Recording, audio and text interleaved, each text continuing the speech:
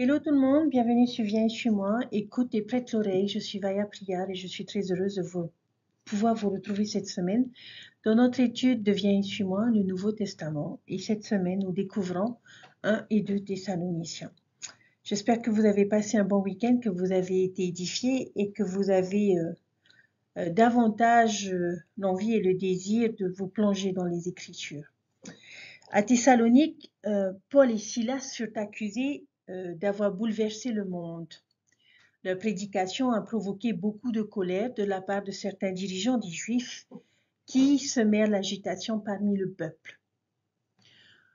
En conséquence, l'on a conseillé à Paul et à Silas de quitter Thessalonique. Paul s'inquiétait des nouveaux convertis thessaloniciens et des persécutions qu'ils subissaient, mais il fut dans l'incapacité de pouvoir retourner les voir. Alors il écrivit, « Dans mon impatience, j'envoyais informer de votre foi. » Et en réponse, Timothée, assistant de Paul qui œuvrait à Thessalonique, donna de bonnes nouvelles de leur foi et surtout de leur charité. En fait, les saints de Thessalonique étaient un modèle pour tous les croyants. Et la nouvelle de leur foi va se répandre dans les autres villes. Alors, imaginez la joie et le soulagement que Paul a dû ressentir lorsque il a entendu que son œuvre parmi eux n'avait pas été sans résultat.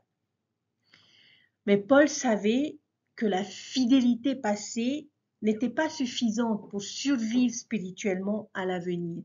Et il se méfiait de l'influence des faux docteurs parmi les saints. Le message qu'il leur adressa et qu'il nous adresse à chacun d'entre nous est de continuer, de compléter ce qui manque à notre foi et d'abonder toujours plus dans l'amour. Chers frères et sœurs, tout d'abord, juste quelques informations sur ces deux livres. 1 Thessaloniciens est considéré comme la première épître de Paul et son premier écrit, peut-être le plus ancien écrit de tout le Nouveau Testament. Et 2 Thessaloniciens semble avoir été écrit peu de temps après. Thessalonique était la ville la plus grande et la plus prospère de Macédoine. Après avoir établi l'église là-bas, Paul fut chassé de la ville par les dirigeants juifs et il a renvoyé Timothée à Thessalonique pour vérifier l'état de leur foi. En réponse, comme je l'ai dit un peu plus tôt, il a appris qu'ils allaient bien et que leur foi était forte. Ces épîtres que nous découvrons cette semaine, un peu comme les Philippiens, n'ont pas du tout un ton correctif, mais il est plutôt élogieux. Et un thème majeur de ces deux livres est la seconde venue de notre Sauveur Jésus-Christ. Les Thessaloniciens avaient apparemment un certain nombre de questions et de préoccupations à ce sujet, et Paul souhaitait clarifier leur compréhension de ce sujet. J'aimerais donc commencer notre étude de ce livre par une question que je souhaiterais que vous vous posiez à vous-même. Quel est l'enseignant qui a eu un impact sur votre vie? Comment vous ont-ils impacté? En ce qui me concerne, deux personnes me viennent à l'esprit. Tout d'abord, mon professeur d'anglais au collège, Monsieur Laforêt. Il a enseigné l'anglais avec une telle passion et une telle maîtrise qu'il m'a inculqué un amour pour cette langue qui ne m'a jamais quitté. J'avais toujours hâte d'aller à son cours. Il a enrichi ma vie de manière significative et je lui en serai éternellement reconnaissant. Et chaque fois que j'ai le privilège de le croiser, je lui fais part de ma reconnaissance. Deuxièmement, c'est mon père, qui probablement est le meilleur professeur que j'ai jamais connu. Parmi toutes les autres choses qu'un père enseigne à ses enfants, je suis peut-être très reconnaissante de la façon dont il m'a inculqué l'amour des Écritures et la passion de les enseigner. Son amour pour notre Sauveur Jésus-Christ et la vérité n'ont jamais faibli et il a toujours continué à les rechercher et à y trouver l'inspiration et le sens. Je suis éternellement reconnaissante pour son exemple et pour ses connaissances. Et je peux vous dire qu'avec tout ce que j'ai pu apprendre, je n'arrive pas encore, comme mon père, à pouvoir vous sortir des Écritures apprises par cœur. Chers frères et sœurs, nous sommes une église d'enseignants. Que nous le fassions en tant que missionnaires, ministres, enseignants de l'école du dimanche ou à la primaire ou au séminaire, que nous soyons parents ou grands-parents, que nous soyons un orateur lors d'une réunion de Sainte-Seine, nous finissons tous par enseigner quelque chose à un moment donné dans l'église et nous le faisons assez souvent. Par conséquent, l'enseignement est une compétence que nous devons tous développer si nous souhaitons magnifier notre condition de disciple dans le royaume de notre Père céleste. Mais enseigner, je le reconnais, peut être difficile et c'est l'une des raisons pour lesquelles j'ai créé cette chaîne YouTube. Je l'ai fait pour aider les instructeurs, peut-être les parents de l'Église qui se sentent un peu dépassés par la responsabilité d'enseigner les Écritures à leur famille ou à d'autres personnes. Et je me suis dit que je pourrais peut-être aider un petit peu. Et je suis reconnaissante lorsque je croise un instructeur ou un parent qui me dit combien mes vidéos l'aident beaucoup. Dans notre étude de cette semaine, Paul a beaucoup d'aide à donner à nous, instructeurs. Il a été l'un des plus grands enseignants de tous les temps et par son exemple, il va nous donner d'excellentes suggestions sur la façon de devenir des enseignants de l'Évangile plus efficaces et surtout plus semblables à notre Sauveur Jésus-Christ. Maintenant, il va le faire en donnant l'exemple et nous allons examiner la façon dont il enseigne et traite les Thessaloniciens dans le but d'apprendre à devenir des enseignants qui ressemblent davantage à notre Sauveur. Et dans cette étude, chers frères et sœurs, en tout cas dans cette première vidéo, nous allons apprendre à enseigner davantage comme le Christ parce que c'est lui que Paul cherchait à imiter. Donc la première chose que je veux que vous fassiez est de mettre une étiquette sur votre page de titre de 1 Thessaloniciens et que vous marquiez cette question, comment devenir un enseignant de l'Évangile plus semblable au Christ? Et c'est dans ces chapitres que vous trouverez les réponses. J'ai parcouru et extrait ce que je pense être certains des principes les meilleurs et les plus importants de ces chapitres. Vous en trouverez peut-être d'autres et je vous invite à les chercher. Mais il y a des références scripturales dans lesquelles se trouvent ces principes pour devenir de meilleurs enseignants. Alors, si vous le voulez bien, nous allons découvrir ces références ensemble. La première se trouve dans le chapitre 1, verset 2, qui nous dit « Nous rendons continuellement grâce à Dieu pour vous tous, faisant mention de vous dans nos prières. » Les enseignants qui cherchent à être davantage semblables à notre Sauveur Jésus-Christ prient pour leurs élèves. Ils en font mention dans leurs prières et remercient Dieu pour le privilège de les instruire, d'être mis dans une position où nous pouvons les influencer et les bénir.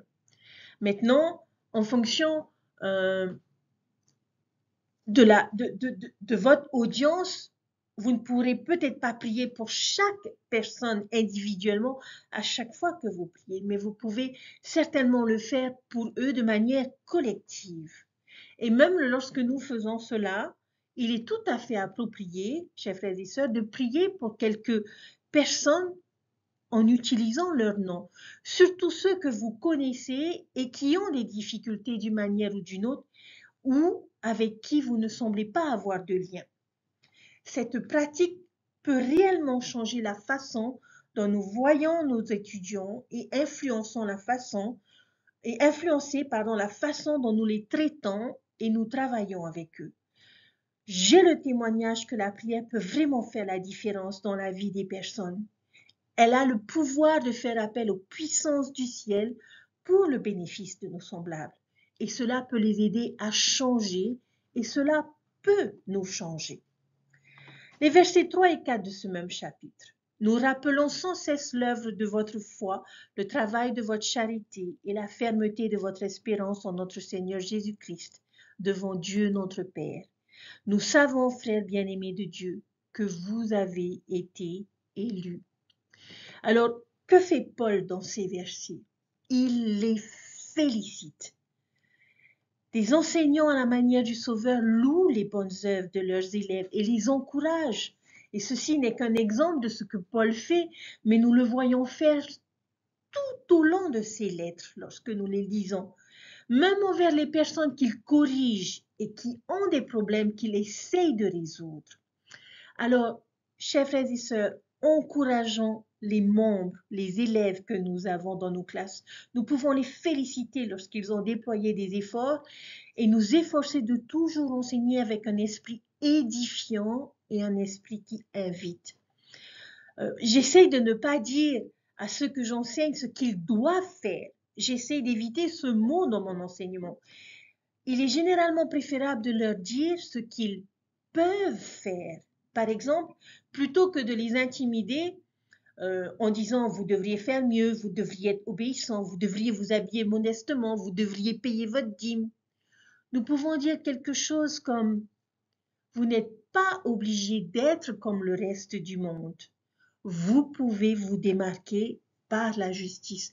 Vous pouvez être la lumière du monde. Vous pouvez donner l'exemple aux gens qui vous entourent. Est-ce que vous pouvez voir la différence ici, chers frères et sœurs? C'est petit, mais c'est significatif. Verset 5. Notre évangile ne nous ayant pas été prêché en parole seulement, mais avec puissance, avec l'Esprit Saint et avec une pleine persuasion. Car vous n'ignorez pas que nous nous sommes montrés ainsi parmi vous à cause de vous. Les instructeurs à l'image du Sauveur enseignent avec le pouvoir du Saint-Esprit. Et cela doit être l'un des principes les plus importants. Les enseignants doivent avoir l'esprit. Nous devons être connectés à ce pouvoir et ouverts à ses conseils. Il n'est généralement pas conseillé d'essayer d'enseigner une leçon aux autres avant d'avoir senti le pouvoir du Saint-Esprit témoigner de la vérité que nous enseignons. Il faut que cela pénètre profondément dans nos cœurs avant que nous puissions nous attendre à ce qu'il pénètre dans leur cœur. Alors et seulement alors, nous pourrons enseigner avec un réel pouvoir. Et quand cela arrive, la puissance ne vient pas du tout de nous, mais de l'Esprit. Et ce qui est exactement ce que nous devrions désirer dans nos classes. Chapitre 2, verset 2. Après avoir souffert et reçu des outrages à Philippe, comme vous le savez, nous prîmes de l'assurance en notre Dieu pour vous annoncer l'évangile de Dieu au milieu de bien des combats. Les instructeurs à l'image du Sauveur enseignent avec audace. Il s'agit donc d'un principe d'équilibre par rapport à certains des autres que nous avons déjà abordés. Nous devons faire attention, chers frères et sœurs, à ne pas nous retenir d'enseigner la vérité à nos élèves, à nos jeunes, à nos membres. Nous n'avons pas besoin de l'édulcorer ou d'éviter des sujets difficiles ou sensibles. Nous ne devrions pas non plus avoir peur d'offenser des personnes qui ne vivent peut-être pas ce que nous allons enseigner. Tant que nous enseignons l'Évangile de manière simple et pure, sans spéculation ni exagération, nous n'avons pas besoin de nous en préoccuper. Il y a une autorité générale qui avait raconté l'expérience où il enseignait pendant des années au séminaire et il avait reçu l'appel d'une mère qui n'était pas contente de l'enseignement qu'il avait donné sur le principe de modestie. Elle lui avait dit que cela mettait sa fille mal à l'aise. Et ce que cette autorité a répondu à cette mère, c'est qu'il faisait toujours très attention à ne pas attirer l'attention sur un élève en particulier et qu'il n'enseignerait jamais ses propres opinions sur le sujet, ni ne créerait sa propre définition de la modestie. Mais il lui a rappelé que ce qu'il avait enseigné, ce sont les normes énoncées par l'Église dans le dépliant « Jeunes, soyez forts », sans fioritures ni rédaction éditoriale. Il lui a dit poliment, mais fermement, qu'il continuerait à enseigner la vérité à ses élèves, qu'il ne se sentait pas bien d'éviter certains sujets ou certains principes parce qu'il pourrait mettre quelqu'un mal à l'aise. Chers frères et sœurs, on peut parfois mettre des personnes mal à l'aise lorsque nous parlons de nos normes, et particulièrement en ce qui concerne les jeunes en matière de pornographie, de médias, de langage ou d'honnêteté. Les actions et les décisions que les membres prennent lorsqu'ils quittent notre classe n'appartiennent qu'à eux. Ils doivent prendre ces décisions par eux-mêmes. Mais nous, en tant qu'enseignants, nous devons nous assurer avant qu'ils partent qu'ils connaissent la vérité. Et ce doit être notre vocation en tant qu'enseignants. Leur enseigner la vérité, bien sûr, dans un esprit d'amour, d'encouragement et de compréhension. De les aimer, de les respecter et de les aider qu'ils suivent ou non cette vérité enseignée. Mais au moins, ils le sauront. Et retenir la vérité par peur d'être offensé, ce n'est pas montrer de l'amour aux autres, chers frères et sœurs. Comme Paul et comme notre Sauveur, nous devons être hardis en notre Dieu pour annoncer l'Évangile. Le verset 3 nous dit, car notre prédication ne repose ni sur l'erreur, ni sur des motifs impurs, ni sur la fraude. Les instructeurs à l'image du Christ enseignent avec sincérité. Nous ne voulons pas nous contenter de faire semblant. Si nous ne nous soucions pas vraiment de l'expérience que nos élèves vont vivre lors de notre leçon, si nous ne nous soucions pas vraiment d'eux, alors ils finissent par le savoir. Et les personnes, et particulièrement chez les jeunes, peuvent voir à travers un faux personnage. Ils peuvent dire lorsque nous nous soucions ou pas d'eux. Alors, chers frères et sœurs, assurons-nous d'enseigner avec le cœur. Et si nous avons du mal à développer un amour pour ceux que nous instruisons, et croyez-moi, je sais que certains sont beaucoup plus difficiles à aimer que d'autres. Alors prions, prions pour ces personnes. Prions pour cet amour inconditionnel semblable à celui de notre Sauveur Jésus-Christ. Demandons et nous recevrons. Versets 4 à 6. Mais selon que Dieu nous a jugés dignes de nous confier l'Évangile, ainsi nous parlons non comme pour plaire à des hommes, mais pour plaire à Dieu, qui sonde nos cœurs. Jamais en effet nous n'avons usé de paroles flatteuses, comme vous le savez. Jamais nous n'avons eu la cupidité pour mobile. Dieu en est témoin. Nous n'avons point cherché la gloire qui vient des hommes, ni de vous, ni des autres. Nous aurions pu nous produire avec autorité comme apôtres du Christ. Un instructeur semblable à notre Sauveur ne cherche pas à plaire aux hommes. Il ne se soucie pas de la popularité, mais il s'efforce d'enseigner comme Dieu veut qu'il enseigne. Encore une fois, nous avons besoin d'un équilibre ici. Oui, nous devrions aimer nos étudiants, mais nous ne devrions pas non plus trop nous inquiéter de ce qu'ils pensent de nous. Et c'est particulièrement vrai avec les jeunes. Nous ne devrions pas chercher à être leur meilleur ami. Nous n'essayons pas d'en faire partie. Et je suggère qu'au lieu de nous soucier qu'ils nous aiment, nous mettions l'accent sur la création d'un certain type d'environnement dans nos salles de classe. Une question de respect, d'amour et de vision. Vous voulez qu'ils vivent quelque chose de spécial. Vous voulez qu'ils vivent quelque chose d'unique pendant qu'ils sont avec vous. C'est normal de se fixer des attentes élevées par rapport à ceux que nous enseignons. Mais nous devons créer des règles et les respecter, sans colère, sans sermon, sans frustration. C'est aller et enseigner avec cet état d'esprit. C'est se dire qu'aujourd'hui, je vais créer un environnement où toutes les personnes auront l'opportunité de ressentir l'esprit. Notre travail ou notre vocation est de créer ce genre d'atmosphère et de le défendre. S'il y a des personnes qui rendent cette atmosphère impossible, notre travail ou notre vocation est d'affronter ce problème de front, d'ouvrir une boîte de Pandore si nécessaire.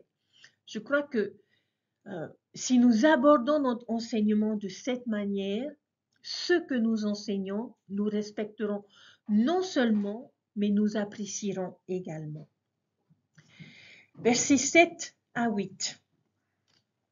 Mais nous avons été pleins de douceur au milieu de vous, de même qu'une nourrice prend un tendre soin de ses enfants. Nous aurions voulu, dans notre vive affection pour vous, non seulement vous donner l'évangile de Dieu, mais encore nos propres vies, tant vous nous étiez devenus chers. Chers frères et sœurs, j'aime beaucoup les allers-retours ici de Paul, toujours soigneusement équilibré, son approche avec ceux à qui il a enseigné. Les instructeurs semblables au Christ ne plaisent pas aux hommes et ne se soucient pas d'obtenir une certaine gloire, mais ils sont doux. Ils désirent affectueusement ceux à qui ils enseignent parce que leur audience, les personnes qu'ils enseignent leur sont chères. Ils traitent et chérissent les personnes comme s'ils étaient leurs propres enfants. Chacun de nos jeunes que nous enseignons est un fils ou la fille de quelqu'un d'autre qui espère et prie pour que leurs enfants aient une expérience positive avec l'Évangile. Alors, pour vous particulièrement instructeurs des jeunes, traitez chacun de ces jeunes, chaque année d'enseignement, comme si vous vous prépariez à enseigner vos propres enfants et à les chérir de la même manière. Le verset 9. Vous vous rappelez, frères, notre travail et notre peine, nuit et jour à l'œuvre pour n'être à charge à aucun de vous. Nous vous avons prêché l'évangile de Dieu. Les instructeurs semblables au Sauveur travaillent dur, et ils travaillent dur pour bien enseigner. Nous ne voulons pas faire partie de ces instructeurs qui finissent par ouvrir les Écritures ou le manuel le jour même où ils sont censés enseigner, ou pendant la réunion de Sainte-Seine, juste l'heure d'avant.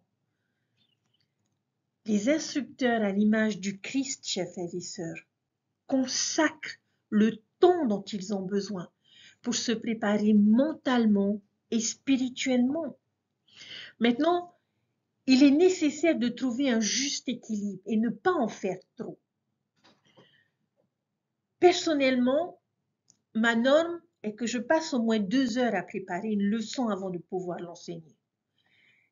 C'est difficile de faire un minimum de travail requis pour pouvoir donner un enseignement de qualité avec moins de temps. D'un autre côté, nous ne devrions pas passer non plus 6 à 8 heures parce que lorsque l'on consacre trop de temps à la préparation de notre leçon, on finit par devenir frustré parce que nous n'avons pas assez de temps pour enseigner tout ce que nous avons préparé. Et on se dit, j'ai trop préparé, j'ai trop exagéré. Chers frères et sœurs, nous devons rechercher un équilibre sain dans nos efforts pour enseigner les personnes qui sont sous notre responsabilité. Il est certain que les personnes que nous instruisons méritent ce qu'il y a de mieux. Alors nous devons nous efforcer d'être des instructeurs hautement efficaces et surtout préparés. Verset 10. Vous êtes témoins, et Dieu l'est aussi, que nous avons eu envers vous, qui croyez une conduite sainte, juste et irréprochable. Les instructeurs à l'image du Christ, chers frères et sœurs, ne sont pas des hypocrites. Ils cherchent à être eux-mêmes justes. Cela ne signifie pas que nous devons vivre parfaitement un certain principe ou commandement de l'Évangile pour l'enseigner à une autre personne. Mais nous devrions au moins, chers frères et sœurs, nous engager et croire en ce que nous enseignons. Nous ne voulons pas enseigner un principe de l'Évangile aux autres si nous ne pensons pas que c'est nous-mêmes un principe divin. Néanmoins, je crois que nous pouvons enseigner le principe du contrôle de notre colère alors que nous pouvons avoir encore un peu de mal avec cela. Nous pouvons toujours encourager les personnes à faire du travail missionnaire, même si nous ne pensons pas que nous sommes les plus grands missionnaires du monde. Cependant, les meilleurs enseignants, les meilleurs instructeurs sont ceux qui enseignent par l'exemple. Jésus a vécu tout ce qu'il a enseigné. Il n'a jamais enseigné quelque chose qu'il n'était pas prêt à faire lui-même. Et il nous l'a montré. Versets 11 et 12. Vous savez aussi que nous avons été pour chacun de vous ce qu'un père est pour ses enfants, vous exhortant, vous consolant, vous conjurant de marcher d'une manière digne de Dieu qui vous appelle à son royaume et à sa gloire.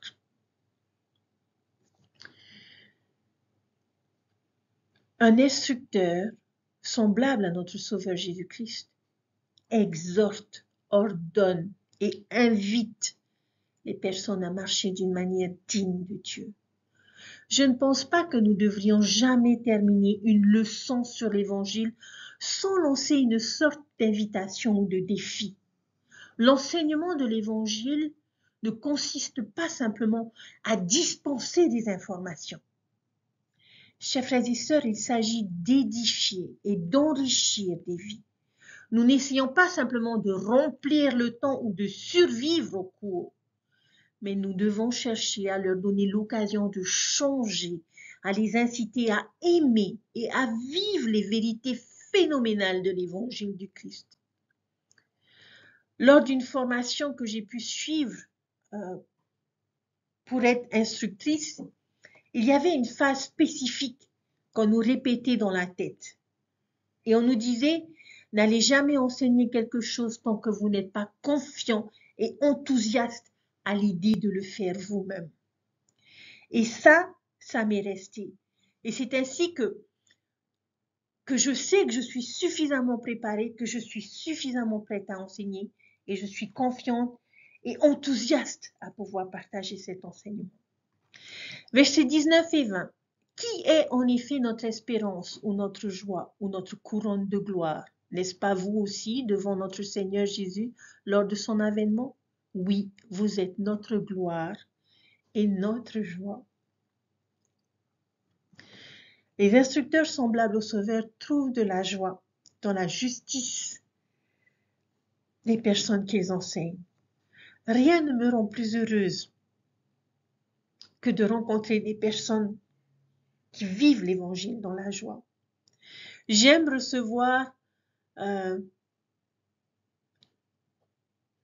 des messages ou de voir des photos sur les réseaux sociaux des familles qui grandissent et qui sont heureuses dans l'Évangile.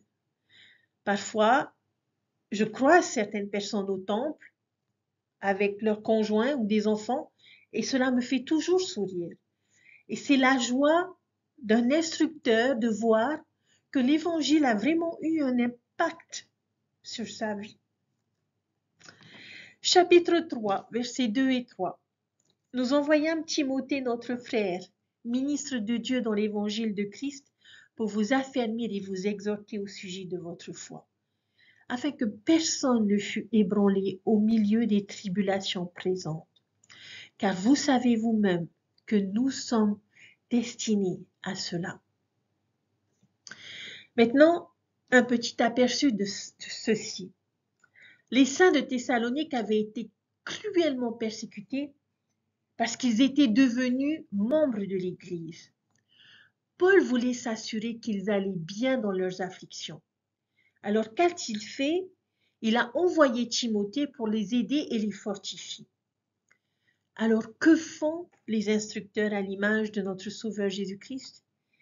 Ils cherchent à aider les personnes qu'ils enseignent dans leurs afflictions et leurs épreuves. Nous voulons et devons être là pour ceux que nous enseignons, pour leur faire savoir que nous nous soucions d'eux et que nous sommes prêts à les aider de toutes les manières possibles. Un développement très excitant dans l'éducation de l'Église au cours des dernières années a été l'accent accru mis sur l'enseignement aux jeunes, sur la manière de surmonter et de gérer leurs doutes et leurs questions concernant l'Église et l'Évangile. Et plutôt que de simplement leur dire quelle est selon vous la solution ou la réponse à leurs questions, nous leur montrons comment gérer ces questions et ces doutes par eux-mêmes et comment trouver eux-mêmes les réponses.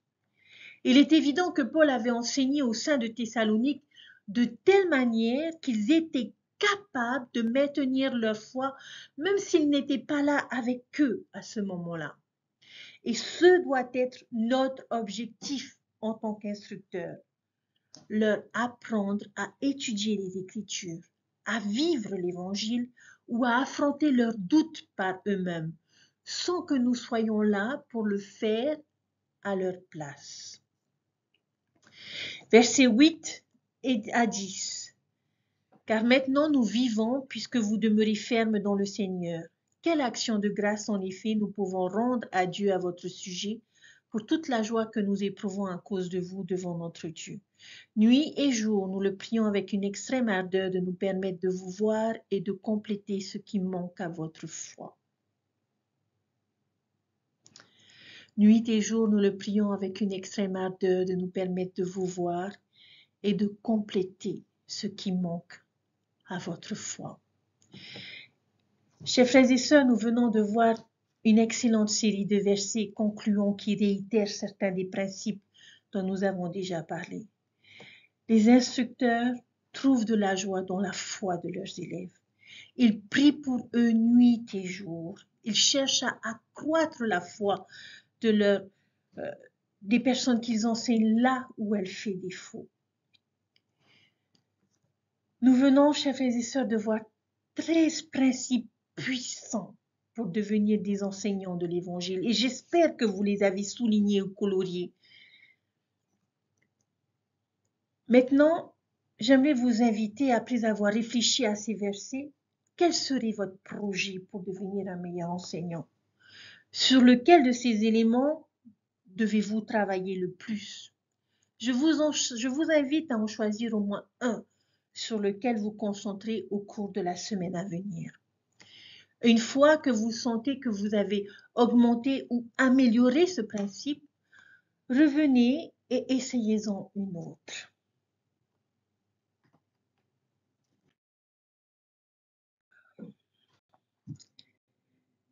Chers frères et sœurs, l'enseignement est l'une des vocations les plus importantes que nous n'aurons jamais dans cette vie. Je ne parle pas seulement des appels formels à l'enseignement dans l'Église. Nous sommes tous appelés à être des enseignants en tant que disciples du Christ. Je sais que cela peut parfois sembler accablant et qu'il y aura souvent des moments où nous nous sentirons inadéquates. Chers frères et sœurs, nous allons tous avoir des cours qui, à notre avis, ne se sont pas très bien passés. Mais n'oublions pas que si nous rencontrons des difficultés en tant qu'enseignants, nous ne sommes pas un échec. C'est normal. Comme toute autre compétence, l'enseignement nécessite de la pratique, des essais, des erreurs et du temps. Et c'est OK. Nous allons tous avoir des personnes en face de nous qui ne semblent pas répondre à notre message. Cela ne veut pas dire que nous sommes des échecs. Regardez notre Sauveur Jésus-Christ, par exemple. Combien de personnes l'ont rejeté? Beaucoup. Et pourtant, il était le plus grand professeur qui ait jamais existé. N'oubliez pas que Dieu nous a apporté beaucoup d'aide. Le Saint-Esprit peut nous aider. Dieu peut nous aider par la prière. Et nous pouvons nous tourner vers des dirigeants, nos conjoints, des amis aimants pour obtenir du soutien. Rappelez-vous que notre Père Céleste est celui qui vous a appelé. Et comme le président Monson aimait le dire, celui que Dieu appelle, Dieu le qualifie. Il a également dit, le but de l'enseignement de l'Évangile n'est pas de déverser des connaissances dans la tête des élèves, mais le but d'enseigner l'Évangile est d'inciter chacun à méditer sur l'application des principes de l'Évangile, à les ressentir et à les mettre en action. Apprendre et enseigner ne sont pas des matières facultatives dans le royaume de Dieu. Ce sont les moyens mêmes par lesquels l'Évangile a été rétabli sur terre et par lesquels nous pouvons avoir la vie éternelle. Il constitue la voie qui mène au témoignage personnel. Chers frères et sœurs, personne ne peut être sauvé dans l'ignorance. Je sais que Dieu vit et je témoigne que Jésus est le Christ. Je rends témoignage que le prophète Joseph Smith a ouvert cette dispensation en apprenant la vérité et en l'enseignant. Joseph a posé une question après l'autre et a reçu des réponses des cieux, puis a enseigné ce qu'il avait appris aux enfants de Dieu. Je sais que Président Nelson est le porte-parole du Seigneur sur terre aujourd'hui et qu'il continue d'apprendre et de nous enseigner comme Joseph l'a fait, parce que nous savons qu'enseigner peut sauver des vies. Nephi nous rappelle que la méditation ne se fait pas seulement avec l'intellect, mais aussi avec le cœur. Il a dit, « Mon cœur médite continuellement les choses que j'ai vues et entendues. » Le fait de méditer sur les Écritures et sur ce que nous avons vu et entendu permet à la révélation personnelle de se produire dans notre vie et dans celle des autres. Chers frères et sœurs, l'enseignement de l'Évangile est universel et important. Véritablement, nous ne pouvons avoir de plus grande responsabilité que celle d'instruire les enfants de notre Père Céleste. Notre Sauveur a passé son temps à instruire. Il était le pédagogue par excellence. Et il invite chacun de nous à le suivre dans ce grand acte de service. Le prophète Harold Billy a dit, « L'appel d'instructeur de l'Évangile est l'un des plus nobles qui soit au monde. » Un bon instructeur peut avoir un rôle décisif en inspirant des garçons, des filles, des hommes et des femmes à changer leur vie et à accomplir leur destinée divine. L'importance de l'instructeur a été magnifiquement décrite par Daniel Webster lorsqu'il a dit « Si nous travaillons le marbre, cela périra. Si nous travaillons les reins, le temps l'effacera. Mais si nous travaillons sur des esprits immortels, si nous leur inculquons les principes et la juste crainte de Dieu et l'amour de leur prochain, alors nous gravons sur ces tablettes quelque chose qui brillera à toute éternité. » Je témoigne, chers frères et sœurs, que c'est l'œuvre de Dieu et que nous sommes ses serviteurs chargés de la responsabilité sacrée d'enseigner l'évangile de Jésus-Christ, le plus grand message de tous les temps.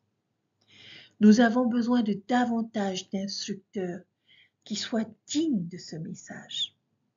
Je prie pour que nous devenions tous d'excellents instructeurs de l'évangile. Au nom de Jésus-Christ. Amen. Je vous souhaite à tous, chers frères et sœurs, une merveilleuse semaine. Et je vous invite à faire ce qu'il faut pour qu'à votre tour, vous puissiez enseigner et partager ce que vous avez, le témoignage grandissant que vous avez dans votre cœur et dans votre esprit. Et que vous puissiez sauver des vies. Je vous aime. Merci pour vos témoignages de reconnaissance et de gratitude. Merci de me faire savoir combien mes vidéos vous portent, vous aident, vous soutiennent, vous accompagnent. Et je prie que vous puissiez en faire autant, quelle que soit la responsabilité dans laquelle vous êtes. Je sais que le Seigneur vous bénira et vous soutiendra. Prenez soin de vous, chers frères et sœurs, et je vous dis à très vite pour une nouvelle vidéo. Bye!